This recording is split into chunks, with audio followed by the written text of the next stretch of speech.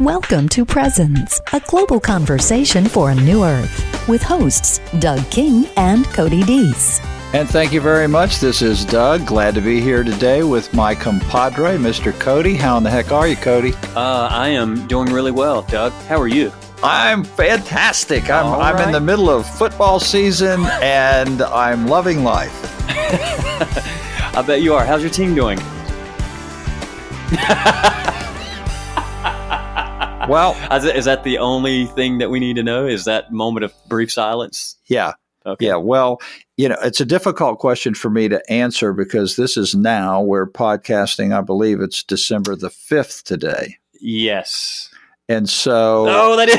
I'm not sure because today for our audience, it's December the 5th. We record a little bit ahead of time. We're recording this right before. God, you should predict something. Okay, so for our people that are listening, what is it? What is the date? Okay, so today's actually November 28th that we're recording. Yeah. But this won't release till December the 5th. Correct. Okay. So this is like it's like every time I watch late night talk show, they're like, Right. It's live. And I'm like, how live are we talking Exactly. about? Recorded live. So this is November 28th. Your team is playing in the championship next December 1st Saturday. on Saturday, December the 1st. So you'll know when this airs December 5th, it'll Yes. all be over. Right. And I hope people can understand why this could be my last podcast.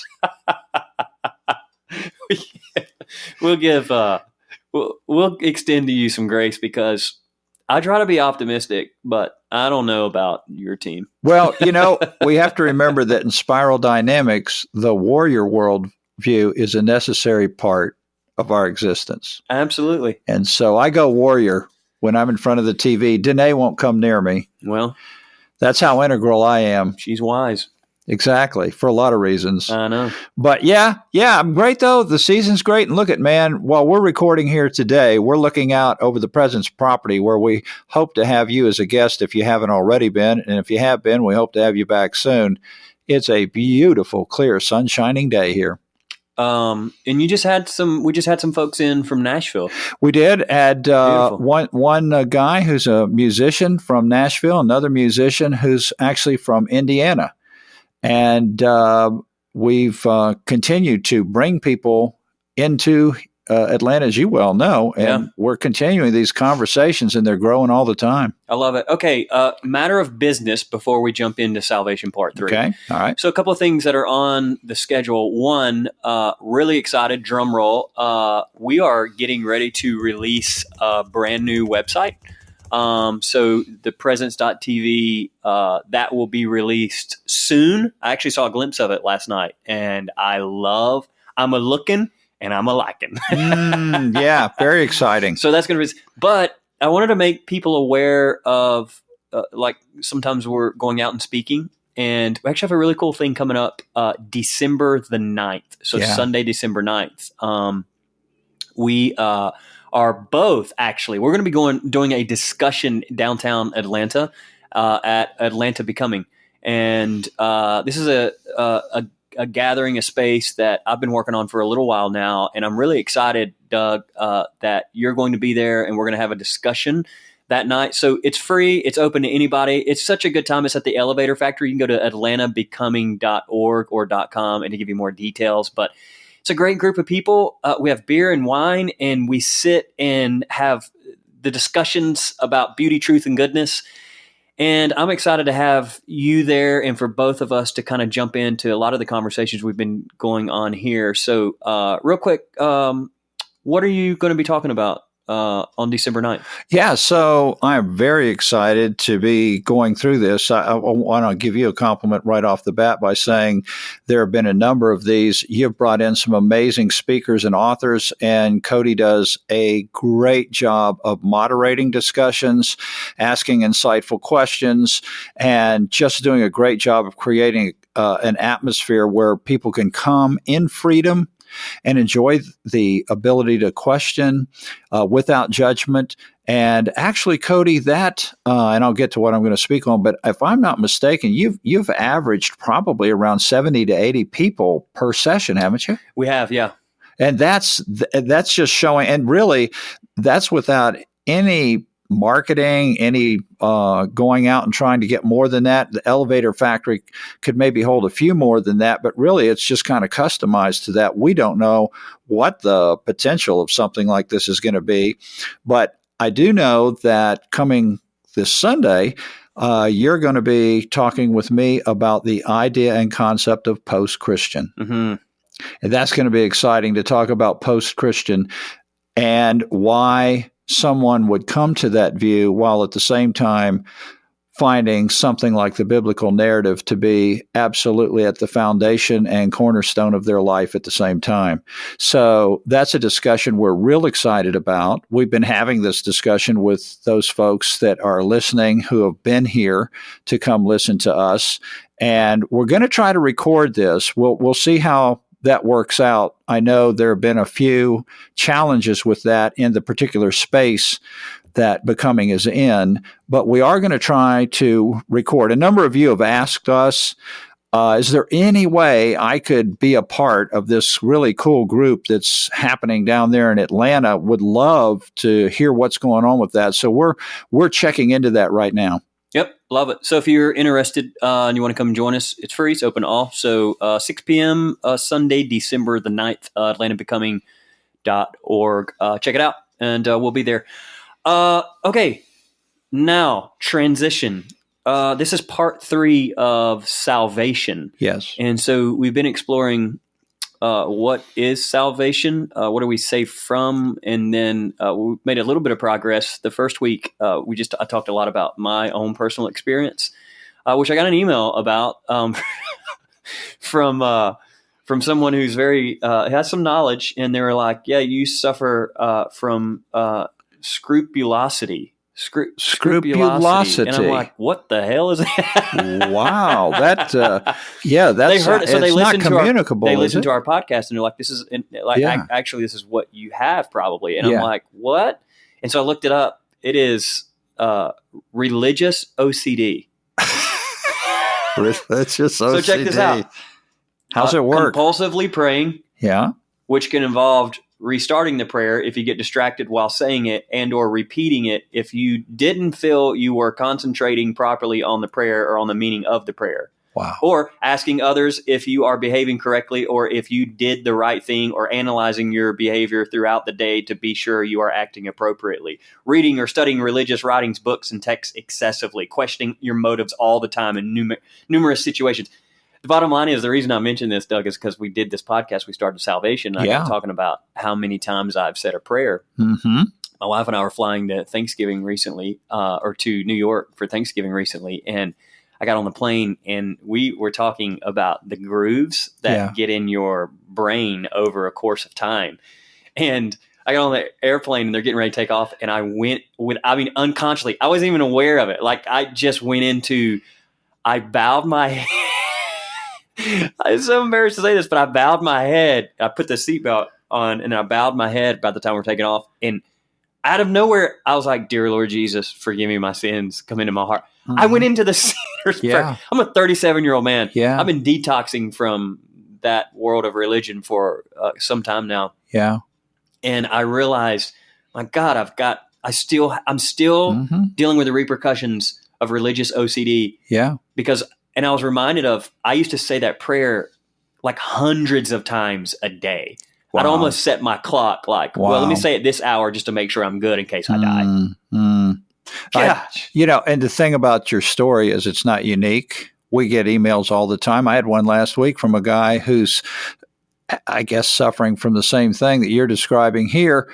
And he's freaked out. And I think the reason people get freaked out is because they actually take seriously what their denomination is teaching, meaning that this guy was quoting all the scripture that talks about liars and gossipers and those who are dishonest as not being part of the kingdom. And he's saying, I'm just terrified, basically, because I know I do all those things. Mm-hmm. And it's this whole paradigm of doing is what is going to be necessary for my being accepted, which really does take us into the subject of salvation and why we're talking about it. These grooves that we have in our brains about the way things are very, very deep. They're 2,000 years old deep. And so this is why we're having these discussions to say, look, whatever you've struggled with and whatever your thoughts have been, just hang with us here because we'd like to offer some alternative thoughts. Yeah. So today, in the time we have left, I want to talk about salvation, like what it is and what it isn't. And I want to do it in the context of basically pleasing this angry God versus the idea of acceptance. And then I have questions about how that plays out. So I want to start from the top.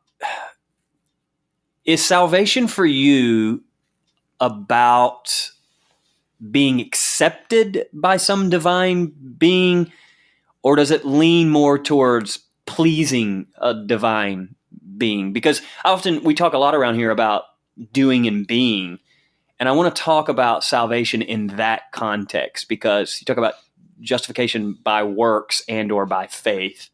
It seems there's more to that than just what I was taught growing up, which was like, yeah, it's nothing you can do. It's all God does. But then it was like, but say this prayer. It was always so confusing. I'm like, well, which one is it? Like, do we have to do anything or nothing? And but even beyond that, like layers deep, Doug, there still is this baseline or backdrop of trying to perform and please some God that's in a sky far away. Yes, absolutely. And the reason this is an integral concept is because we find this out even in therapy.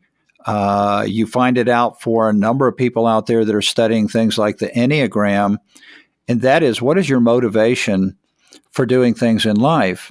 If you grow up as a kid in a family and you are made to feel that you must be the performer, then, for example, I'll go back to the Enneagram, whatever your number is, you'll find out the strengths that you have that allow you to perform as a particular number so that you will be seen as pleasing to the parent versus displeasing. You'll be the child I'm proud of versus the child that disappoints me and I find disappointing. You'll be the good child, the bad child. And we know that this leads to all kinds of problems because all of us badly, badly want to be accepted by our mom, want to be accepted by our father. And these are the things that lead to many sessions in the therapist's office. When you get into the beginnings of a thread that involves salvation, we've already discussed at some length. It's starting with Adam because as you go on into Israel, the idea of being given a commandment to obey is expanded into many commandments, and it's expanded into an entire paradigm that we basically refer to as the law, because the law is a whole paradigm of are you pleasing or displeasing? Are you obedient or disobedient? Are you a believer or a non-believer? And that leads to the inevitability of judgment. We must therefore judge whether you are seen to be Jesus, obedient to the law, or disobedient. Is it lawful, Jesus? And all the paradigm is about pleasing, displeasing, obedient, disobedient, and judgment. And who does the judgment? The judgment is done by a group of human beings, typically males, typically those who are in some sort of religious authority and who will determine your identity as to pleasing or displeasing. And so it will always go back, Cody, to what you do. It's always going to be about what you do as to whether or not you can somehow achieve or have this salvation, something you have to do. And that means that it's all going to be based on your pleasing. Now, the concept of acceptance is different. Acceptance says that I have a child who is always going to be my child. Now, my children, Danae and I raised 4, and we now have 4 grandkids. They're going to do things like I did that are displeasing if I say inresistant to spirit as displeasing. That is called human experience. And every human has had that experience. That's why the narrative is going to say there's none righteous, no, not one. Because the human experience is that our growth actually comes from recognizing the number of times we have been in resistance to spirit versus judging ourselves worthy or not worthy of God acceptance through those actions. And so what we're talking about now, what we'll go into the history of the paradigms, and we'll go into the Venn diagram and some other things here later on in these discussions, but we're going to see that it begins to make a lot more sense to think in terms of acceptance, Cody, because I can accept my child in the extent or to the extent that they know they're always going to be my child. I'm always going to be dad, and I'm always going to be there for them, even if it means I have to make a trip over to the prison to visit them. I'm not going to say that any and everything they do I condone. Jesus invited sinners, prostitutes, dishonest tax collectors, the people that no one would accept. He accepted them at his table. And it wasn't because he was saying, I don't have any morals. I don't have any ethical values. I accept any and everybody. Do whatever you want to do. Jesus wasn't saying that. The idea of acceptance is that when we find out that the source of our identity is God, I don't have anything to do with that. God is the source. God is the acceptor. God is the deliverer. I am not. And so what that means is to me, Cody, as I have in my life become more and more conscious of the fact that I am a child of the divine, I am a child of spirit, and that cannot be changed. That is what gives me the motivation that then determines my actions. And this is why, in my mind, it's always called the fruit of the Spirit, not the doing of the Spirit. To say that we are aligned with and one with Spirit and that I am Spirit, I am the image of God. I am God breathed, Spirit breathed. That is telling me that my nature is the nature of Spirit. And as I become more conscious of that, then the things I do with Danae, the way I treat her, the kind of marriage I have, the attempts I make to be a good dad, grandfather, et cetera, those all are organically coming from my identity of spirit organically. And I don't feel that I'm the child who constantly has to try to measure up to mom or dad in order to be pleasing and in order to be accepted. Let's bow our head and close our eyes. I kind of went off there, didn't I? No, you should have more, please. That's really, I love that. It's like, what is salvation? What a beautiful image to paint of salvation. I was thinking of a couple of things while you were talking. Mm-hmm. I was thinking about our LGBTQ brothers and sisters that are, I talk with almost currently at a weekly basis of people that show up at our spiritual gathering, and some of them are on staff at other churches, and some of them just have like hyper Christian parents. And I'm in conversations often. It's not uncommon for people that are like, hey, I've got to tell my parents, and or I've got to tell my church staff, and to be in that moment. And I try not to give advice because I've never stood in their shoes, but a sense of solidarity that, first of all, you just need to know you're not alone in this, that however I can help, I just want you to know we're here in this. But deep down, Doug, there's this fear, and that's what I tend to get to pretty quickly. It's like, well, if you do tell your parents, what are you afraid of? And it's what you're talking about. It's, well, I'm afraid that, are you afraid they won't love you? And they would say, a lot of them that I've talked to, be like, oh no, they'll still love me. And I'm like, that conjunction is so conditional. Like that they will love me, because I still think we're talking about will they actually love you? Absolutely. And there is this, and trust me, I get it. There is a conversation to have about whether or not you are enabling people when it comes to people that are living destructive paths, which is certainly not LGBTQ, but I mean like people that come to you and they're like, hey, Sure. I'm hooked on this drug or whatever. Yeah. But that to say, it's still a fundamental fear at the core that they will not be, and here's the word, accepted for who they are. Yes. And that's why to me, and probably the last 2 weeks, Doug, when you start talking about this, I just pulled away from the mic because I don't know what's happening in me on some levels, but I have been so aware of this in my life recently, and it's been brought to the surface that I have been seeking part of like the Enneagram you mentioned a couple times, but I realized, I thought for the longest time I was an Enneagram 5.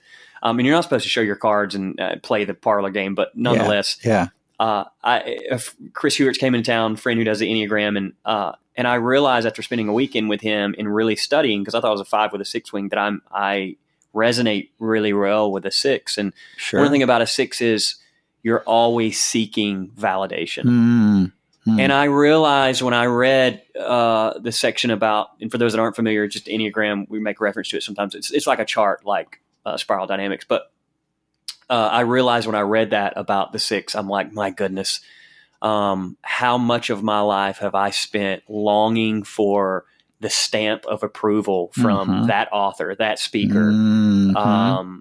And I could go on and on with how much I'm constantly, this issue of salvation. Yes. A part of a 6 Enneagram number is you're always questioning everything. Yeah. And I could never get it. Did I really get it? Did I really mean it? Am I good enough? Do I measure up? I mean, all of those things have surfaced in the last little bit, to the point where I realize this message that you are accepted. This is what salvation is. Yes. And waking up to this is what I hope the whole world experiences. You got it. That there is no good deed you can do to increase the divine's love for you. Yes. And there's no evil deed you can do to decrease the divine's love for you. Yes. You are accepted single-handedly just as you are before you ever do anything. Yes. And it's never been about performance, and it's never been about you measuring up. And you don't have to continue to live that way of trying to seek outside validation. I mean, I can't tell you, Doug, how many people I've met along the way that are in their 40s and 50s, and they're still longing for their dad's approval. Oh, sure. They're still longing for their mom's approval. Very common. And it's like they're chasing after something they'll never get. And isn't that what you were doing? See, this is the deceitfulness that Jesus talks about. The deceit of sinfulness is the deceitfulness of that paradigm of thinking. And what it creates is this never-ending quest. It doesn't ever end. You can't say that prayer enough times. That's why you get the OCD development, because you can't say that prayer enough times, because your ego is saying, well, I know, but you know good and well that there's still something in your life that shouldn't be in your life. And your ego's right. Of course there is. That's why it's so important to realize that you're accepted. But that's exactly how this plays out in one's life, and why you would become an OCD type person with these things. And that's why today, one of my favorite texts, I've probably said this on the podcast 3 or 4 times, but is Jesus getting baptized at the very start of his ministry before he ever does a thing. And this divine voice says, this is it. God, I love this. Write it down, put it on a notepad, sit on this for a week or so before Jesus ever does anything. This is my son, which that line alone, he owns him. This is my son. This is my son. And then he says, in whom I am well pleased. Beautiful. Beautiful. And I have done a practice in the past. I actually started it in the early 90s when I was processing some very difficult challenges in my own life. And I was dealing with the things that you're talking about that bring about this, because judgment is inevitable to determine whether or not someone's been pleasing, it also means that you can feel a tremendous amount of shame if you feel like you haven't been pleasing and that you are not worthy of God's love, and there's something that you messed up or did wrong, or something has happened and you're not worthy of that love. I would encourage anyone to take time from time to time for a meditation of just closing your eyes, getting in a quiet place, and picturing your vision of God. God as mother, God as father, God as a grandmother, someone in your life, a teacher, someone, depending on whether you've had bad family experiences, someone in your life that you felt like truly did accept you, and picture that as God. And I would encourage you to name all the things that you know that are not right in your life, say them all, and then hear the word of God saying, do you realize then what you've done? Yes, I do. It's horrible. It's terrible. Okay, then. I love you and accept you. I'm glad you're realizing what your next growth steps are. I am so proud of you as my son. I could not have a better daughter. I love you so much. I am so glad that you are sensitive enough, caring enough to really be looking and taking an inventory of your life. And no matter what you've done, there is always a way forward. And picture an arm around your shoulder. Picture that as a child, as an adult, however you want to do it. But to me, that's a very powerful way, Cody, of bringing concepts like meditation into this, or picturing in our own mind things that are very difficult for us to picture, and that is that we can have that kind of self-worth. And unfortunately, paradigms of religion actually reinforce the very opposite. Okay, in the remaining couple minutes that we have, there's this parable that I love. It is in the Gospels. You can actually find it, Matthew chapter 20, picking up verse 1. But it's the parable about these workers that are hired, and they're hired at all different times of the day, right? So I think they start at 6 a.m. and they go to 6 p.m. Mm-hmm. Well, this worker realizes he doesn't have enough workers, so he goes out, this master does, and he gets more workers throughout the day. And he picks one guy up at the last minute, which is like the 5 o'clock hour, which, by the way, this whole text is loaded. I once did a sermon on this because I was like, who gets picked up at 5? Well, first of all, I can relate to that because I was always picked last on we like playing basketball because I was short, because I grew up short and small during football. But I'm like, who gets picked up last? Well, the weak get picked up last. Those that aren't the first pick. And I love that this guy goes and gets it. So anyways, he brings these people, and then it comes time to pay them. And he promised them a certain wage, and the guy he picks up at 5, who only worked 1 hour, got the exact same pay as the person he picked up at 6. Now, what's interesting about that is people are like, it's not fair, it's injustice, it's wrong. Right. And sometimes, like when you hear that parable, what's interesting about the parable is the one who was picked up at 6 threw an absolute fit. And I always tell people, well, where are you hired? And they're like, if you're angry and you think it's not fair, right? Then guess what? You now know who you are in the parable. Right. You're the man who was hired at 6 a.m. Yes. You think I've got my shit together. Exactly. We may want to bleep that. I don't know if we can cuss on that. But you're like, I've got my stuff. You meet people that are like, I've got it together. Right. I got picked up at 6 a.m. All my things are lined up. I go to church. I read the Bible. Yes. I do this. I do that. Which is self-righteousness. Meritocracy, yep. You're the one frustrated when you hear, and that's why when I meet religious people that hate the idea of universalism. Oh, yeah. And I'm like, well, yeah, because you would hate it if you felt like you earned it. Sure. If you felt like you were like, exactly. I deserve this. Yes. Good Lord, are we preaching now, bro? Are we preaching or what? Well, that's because that's the antithesis of all the preaching that you and I have heard in our lifetimes, and our listeners as well that are out there that are hearing these same things. But that point you're making is going to lead to future podcasts where we get into the concept of mercy And we are going to actually use history, and we're going to trace salvation. This is not just us giving an opinion separate and apart from the narrative. We're actually going to dig deep within the narrative to show that salvation is everything that you and I have come to understand in the way we just spoke. All right. So I want to just close with this quote. There's a fellow by the name of Robert Capon who said this. I probably slaughtered his name, but he said this about that parable. And we'll just end with this. God. He said, God isn't playing the game of ranking, grasping, clinging, winning, dominating, accumulating, proving, impressing, controlling, or rolling. The whole thing is a big undeserved, unmerited gift in which everybody gets the same amount. The thing you've been working so hard for, you've had the entire time. Every one of you who are still waiting and it's 5 o'clock and the sun is going down on a day of failure, you are in as well. The unwanted, the weak, the zeros, the disabled, the criminals, the dropouts, the flunkouts, the burned outs. Enjoy this Cabernet of the grace of God. Compliments on the house. Love it. That's beautiful. All right. We'll see you next week. See you then. Thank you for joining us today. If you have any questions or comments, please contact us at info@presence.tv. You can also visit our website at presence.tv or find us on Facebook. We look forward to hearing from you.